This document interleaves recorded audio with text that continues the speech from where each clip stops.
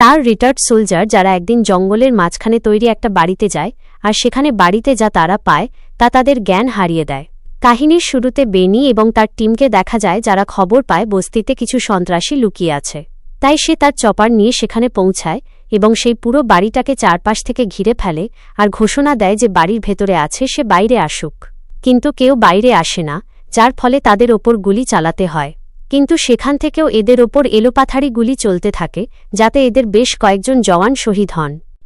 এমন পরিস্থিতি দেখে পোপ তার টিমকে অর্ডার দেয়, তোমরা আমাকে কভার দাও, আমি ওপর থেকে গিয়ে এদের মারব। আর সে তাই করে। সে অন্য ইমারতে যায় এবং সেখান থেকে একটা বিস্ফোরণ ঘটায় যাতে পুরো বাড়িটা উড়ে যায় এবং সব সন্ত্রাসী মারা যায়। যখন সে ভেতরে যায় তখন সেখানে অনেক ক্যাশ এবং অস্ত্র পায়, কিন্তু তার সাথে কিছু আহত লোকও পায় যাদের জিজ্ঞেস করে জানা যায় যে তারা লোরিয়ার জন্য কাজ করে। আপনাকে জানিয়ে রাখি, লোরিয়া বর্তমান সময়ের সবথেকে বড় মাফিয়া এবং পুরো দেশে তার কন্ট্রোল আছে, যেখানে সে অনেক ড্রাগস সাপ্লাই করে। এরপর তারা লোরিয়ার ঠিকানা জিজ্ঞেস করে, কিন্তু তারা আধো আধো ঠিকানাই বলতে পারে, যার পর তাদেরও মেরে ফেলা হয়। পুরো বাড়ি তল্লাশি করার পর সেখান থেকে কিছু বাচ্চা ও মেয়েদের পাওয়া যায় যাদের তারা সাথে নিয়ে যাচ্ছিল, কিন্তু তখনই এক মেয়ে তাদের চঙ্গুল থেকে পালিয়ে যায়। তখন পোপ বলে, তোমরা এখানেই দাঁড়াও, আমি ওকে নিয়ে আসছি। সে তার পিছু নিতে থাকে এবং তার এই খোঁজা শেষ হয় এক বাড়িতে, যেখানে আমরা সেই মেয়েটিকে দেখি যার নাম ইভানা এবং সে পোপকে চিনত। এই কারণেই সে মেয়েটিকে পালাতে দিয়েছিল, কিন্তু পোপ তাকে বলে, আমি তোমাকে বারণ করেছিলাম সেখান থেকে যাওয়ার জন্য এবং এটাও বলে দিয়েছিলাম যে আমরা রেড করতে আসব, তাহলে তুমি সেখানে কেন গিয়েছিলে?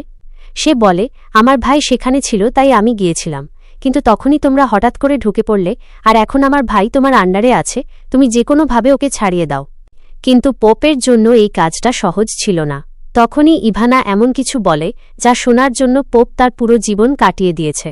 সে তাকে জানায় যে লোরিয়ার বাড়ির ঠিকানা সে জানে, কারণ সে তার বাড়িতে সব টাকা পৌঁছায়। কিন্তু আমি তখনই বলবো যখন তুমি আমার ভাইকে ছাড়াবে। তো পোপ মেনে নেয়, কারণ লোরিয়া একটা অনেক বড় শিকার।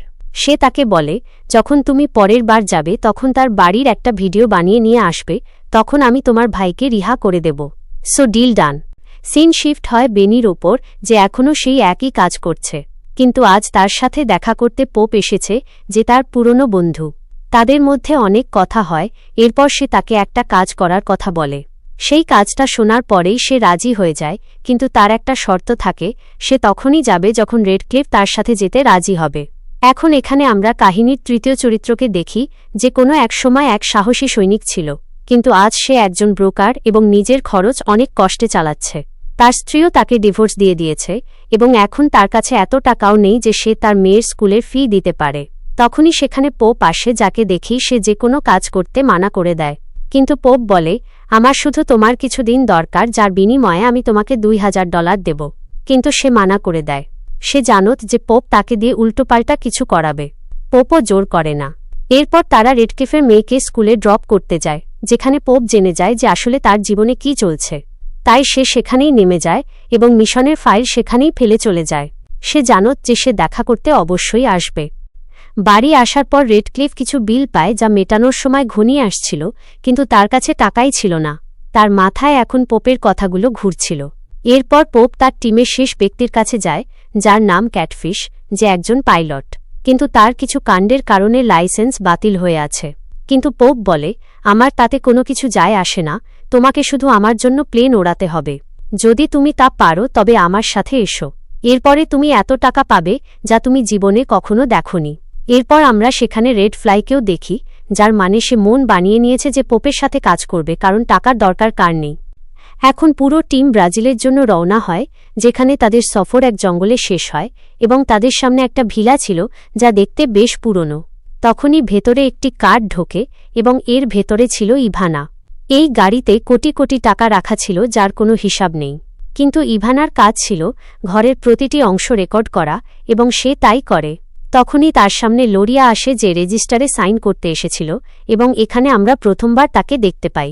এরপর সে সেখান থেকে সোজাসুজি বাড়ি চলে যায় এবং বাইরে দাঁড়িয়ে থাকা লোকেরাও হোটেলে চলে যায়, যেখানে সবাই মিলে একসাথে বসে কথা বলে। তখন বেনি বলে, আমরা এইসব শেষ করার পর ডিপার্টমেন্টকে কখন জানাব? তখন পোপ বলে, এমন কিছুই হতে যাচ্ছে না, কারণ আমি সরকারকে এর থেকে 1 পয়সাও দিতে যাচ্ছি না। কিন্তু এই কথাটা বেনির ঠিক মনে হয় না। তখন পোপ বলে, তুমি নিজেই বলো, আমরা সরকারের জন্য এত বছর সেবা করেছি, নিজেদের জীবন ঝুঁকির মুখে ফেলেছি, কিন্তু আজ দেখো আমাদের হাল কেমন হয়েছে। রেডক্লিফকে দেখে নাও, ওর কাছে এত টাকা নেই যে মেয়ের ফি দিতে পারে। অন্যদিকে বেনি, তুমি নিজেকে দেখো, তুমি যা করছো তাতে কি তোমার ভালো লাগছে? না, তুমি এই সব জোর করে করছো। এই সব বলার পর সে সবাইকে ছাড়ার জন্য তাদের রুম পর্যন্ত যায়, কিন্তু মাঝপথে সবাই বলে, আমরা এই কাজ করতে রেডি আছি, কিন্তু এটা করার জন্য আমাদের একটা প্ল্যান বানাতে হবে। পোপ বলে, আমার কাছে প্ল্যান আছে, আমি পুরো রিসার্চ করেছি, যাতে জানতে পেরেছি যে লোরিয়া সবসময় গার্ডদের সাথেই থাকে, কিন্তু রবিবারের দিন সে তার পরিবারের সাথে চার্চে যায়। তখন বাড়িতে কিছু গার্ড ছাড়া আর কেউ থাকে না, এবং সেই সময়ই আমরা বাড়িতে ঢুকে পড়ব, আর বাড়িতে যত টাকা থাকবে সব চুরি করে নেব, আর বাড়িতে আগুন লাগিয়ে দেব। রেডক্লিফ বলে, আমাদের একটা ভ্যানও দরকার হবে, তুমি সেটা কোথা থেকে আনবে? পোপ তারও বন্দোবস্ত করে রেখেছিল।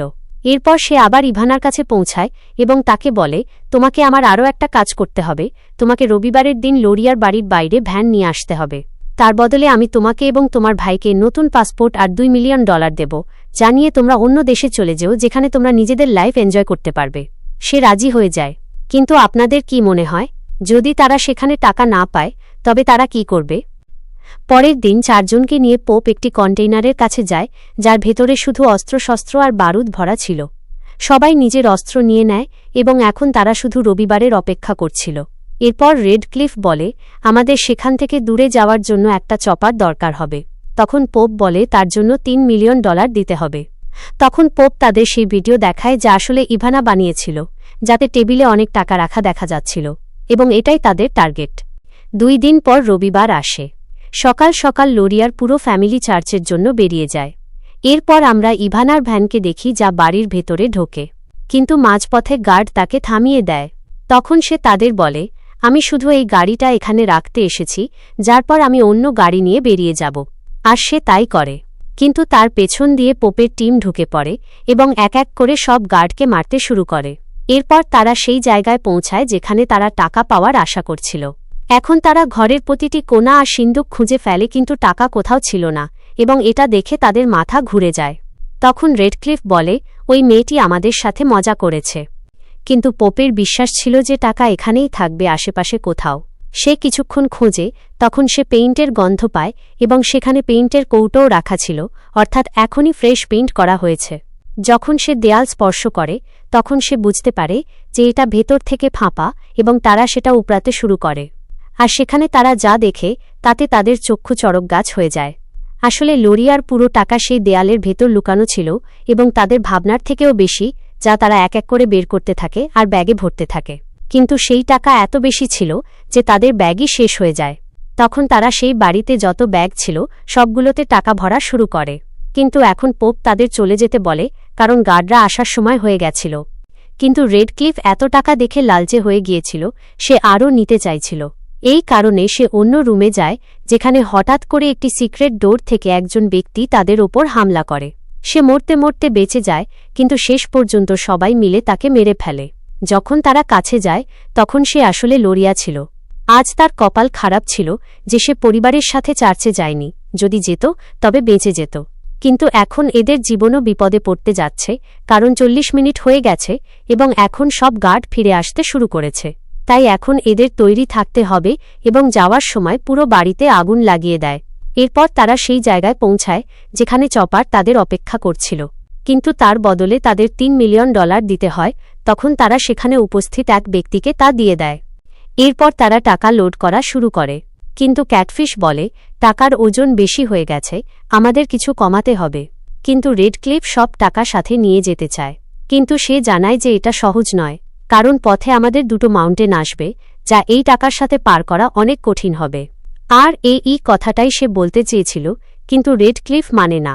তখনই সেখানে ইভানা এবং তার ভাই চলে আসে, যাদের দেখে রেডক্লিফ বলে, এদের এখানেই মেরে ফেলো, আমরা এদের সাথে নিয়ে যেতে পারব না। তখন পোপ তাকে অনেক কথা শোনায় এবং বলে, তোমার টাকা দেখে মাথা খারাপ হয়ে গেছে, আমি এদের কথা দিয়েছি বর্ডার ক্রস করানোর, আমি এদের ধোঁকা দিতে পারি না। কিছুক্ষণ পর তারা উড়ে যায় এবং বর্ডারের কাছে পোপ ইভানাকে টাকা দিয়ে দেয়, আর তারপর তারা নিজেদের গন্তব্যের দিকে উড়ে যায়। কিন্তু এখান থেকে তাদের সমস্যা বাড়তে শুরু করে, কারণ সামনে ছিল বড় বড় পাহাড় এবং চপারে কয়েক টন ওজন ছিল, যা নিয়ে উচ্চতায় যাওয়া সহজ ছিল না। ক্যাটফিশ বলে, আমাদের কিছু টাকা নিচে ফেলতে হবে, কিন্তু রেডক্লিফ এক পয়সাও ছেড়ে যেতে চায় না, তাই সে মানা করে দেয়। কিন্তু কিছুক্ষণের মধ্যেই তাদের চপারের ইঞ্জিন খারাপ হয়ে যায় এবং তখন তাদের চপার একটি গ্রামের কাছে ক্র্যাশ করতে হয়। এখন সবাই তো সঠিক থাকে, কিন্তু গ্রামবাসীরা তাদের টাকা চুরি করতে শুরু করে। তখন রেডক্লিফ তাদের বারণ করে, কিন্তু তারা তার কথা শোনে না, তাই সে তাদের সেখানেই মেরে দেয়। এতে তার সঙ্গীরা খুব রেগে যায়, কিন্তু এখানে রেডক্লিফের মাথায় শুধু টাকার ভূত চেপে আছে, সে তাছাড়া আর কিছু ভাবছে না। কিন্তু এখানে সে যে লোকটিকে মেরেছে তার ছেলের ভেতরে এখন প্রতিশোধের আগুন জ্বলে উঠেছে। অন্যদিকে রেডক্লিফ গ্রামের মোড়লের সাথে কথা বলে এবং তাদের টাকা দিয়ে কিছু গাধা কিনে নেয়, যার ওপরে টাকাগুলো রেখে তারা সামনের দিকে রওনা হয়। কিন্তু তাদের পথে এখন অনেক সমস্যা আসে, যাতে তাদের অনেক কষ্ট হয়। অনেক জায়গায় তাদের প্রচণ্ড বৃষ্টিরও সম্মুখীন হতে হয়। কিন্তু যখন সবাই একটি পাহাড়ের ঢালে উঠছিল, তখন হঠাৎ করে তাদের একটি গাধা নিচে পড়ে যায় নিজের সাথে কয়েক কোটি টাকা নিয়ে। তো যদি এরা চপার থেকে টাকা কমিয়ে দিত, তবে আজ সঠিক সময়ে ঘরে থাকত। এতে তারা বুঝতে পারে যে এখন তাদের নিজেদেরই এগিয়ে যেতে হবে, কারণ এই গাধারা উঁচু উঁচু পাহাড়ের ঢালে উঠতে পারবে না। তাই তারা নিজেরাই দড়ির সাহায্যে টাকা নিচে নামায় এবং তারপর নিজেরাও নিচে যায়। কিন্তু আজকের রাত তাদের ওখানেই কাটাতে হবে। কিন্তু এখানে প্রচণ্ড ঠান্ডা এবং এমন অবস্থায় এখানে থাকা খুব কঠিন। কিন্তু তখন বেনি এক বস্তা টাকা জ্বালিয়ে দেয় এবং তার তাপে আগুন পোহায়। একে বলে আসল রিচ লাইফ কাটানো, ঠান্ডা লাগলে টাকা জ্বালিয়ে দাও। ওয়াও! পরের দিন তারা আবার এগোতে থাকে, কিন্তু এখানে তাদের ওপর কোথা থেকে জানি গুলি চলতে শুরু করে। আর এর মধ্যেই একটি গুলি এসে রেডক্লিফের মাথায় লাগে, যাতে সে ওখানেই মারা যায়। এটা দেখে সব বন্ধুরা পুরোপুরি ভেঙে পড়ে। এখানে বেনি সেই ছেলেটিকে মেরে দেয় যে রেডক্লিফকে মেরেছিল। তারা ভাবেনি যে এমন কিছু হয়ে যাবে। তখন বেনি আর ক্যাটফিশের মধ্যে ঝগড়া হতে শুরু করে। তার মনে হয় যে তার কারণেই রেডক্লিফের প্রাণ গেছে। কিন্তু তখন পোপ জানায় যে সে আসলে সেই লোকটিরই ছেলে যাকে রেডক্লিফ মেরেছিল, তাই সে শুধু তাকেই মারতে এসেছিল। এখন পোপ বলে যে রেডক্লিফের স্বপ্ন ছিল সব টাকা সাথে নিয়ে যাওয়া, কিন্তু আমরা এত টাকা সাথে নিয়ে যেতে পারব না। তাই আমরা এক কাজ করি, এই খাদে কিছু টাকা ফেলে দিই। কিছুদিনের মধ্যে বরফ পড়তে শুরু করবে, যাতে এগুলো ঢাকা পড়ে যাবে এবং কেউ জানতেও পারবে না। তারা তাই করে এবং কিছু টাকা নিয়ে নিজেদের সাথে বেরিয়ে যায়। মাঝপথে তাদের একটি ছেলের সাথে ভ্যানে দেখা হয়। সে তাদের ওপর বন্দুক তাক করে, কিন্তু পোপ তাকে মারে না, বরং তার হাত পা বেঁধে পেছনে বসিয়ে দেয় এবং কিছু টাকাও দেয়। কিন্তু কিছুক্ষণের মধ্যেই তাদের পেছনে কিছু লোক লেগে যায়। এখন এরা কারা ছিল তা তারা জানত না, কিন্তু এটা অবশ্যই জানত যে এরা তাদের মারতে চায়। তাই তারা দ্রুত এগোয় এবং সমুদ্রের তীরে আগে থেকে দাঁড়িয়ে থাকা বোটে বসে পড়ে। সেখানে গুলিবর্ষণ শুরু হয়, কিন্তু তারা সবাইকে মেরে ফেলে। তারপর সেখান থেকে বেরিয়ে যায়। এরপর তারা বড় জাহাজ দিয়ে নিজেদের দেশে ফিরে আসে, যেখানে আমরা সবাইকে একসাথে দেখি। টেবিলে সব টাকা রাখা ছিল এবং সেখানে একজন উকিলও উপস্থিত ছিলেন, যিনি তাদের বলেন যে আমি তোমাদের সব টাকা হোয়াইট করে দেব এবং প্রতি মাসে অল্প অল্প টাকা দেব। কিন্তু পোপ সিদ্ধান্ত নেয় যে সে তার অংশের টাকা রেডক্লিফের পরিবারকে দিয়ে দেবে। এরপর একে সবাই সেই টাকা রেডক্লিফের পরিবারকে দেওয়ার সিদ্ধান্ত নেয়। কিছুক্ষণ পর বাইরে বেরোনোর সময় বেনি পোপকে একটি চিরকুট দিয়ে বলে, কিছুদিনের মধ্যে আমরা আবার দেখা করব। তার যাওয়ার পর যখন সে সেই চিরকুট খোলে, তখন তাতে কিছু অল্টিটিউড লেখা ছিল, যা সেই জায়গারই ছিল যেখানে তারা 90% টাকা লুকিয়ে রেখেছিল। অর্থাৎ এখনও আসল কাহিনী বাকি আছে। কিন্তু আপনার কি মনে হয়, এতে কি রেডক্লিফের ভুল ছিল? যদি সে সেদিন কিছু টাকা ওখানেই ছেড়ে দিত, তবে তাদের প্লেন ক্র্যাশ হতো না। আপনার কি মনে হয়? এরই সাথে এই কাহিনী এখানেই শেষ হচ্ছে।